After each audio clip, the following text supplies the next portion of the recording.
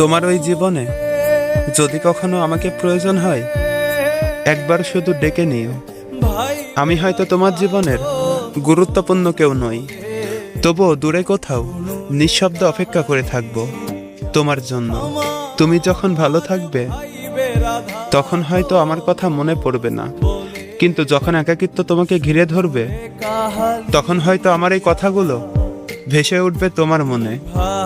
কারণ আমি কখনো তোমার সুখে জায়গা চাইনি, শুধু তোমার কষ্টের সময় একটু পাশে থাকার অধিকার চেয়েছিলাম।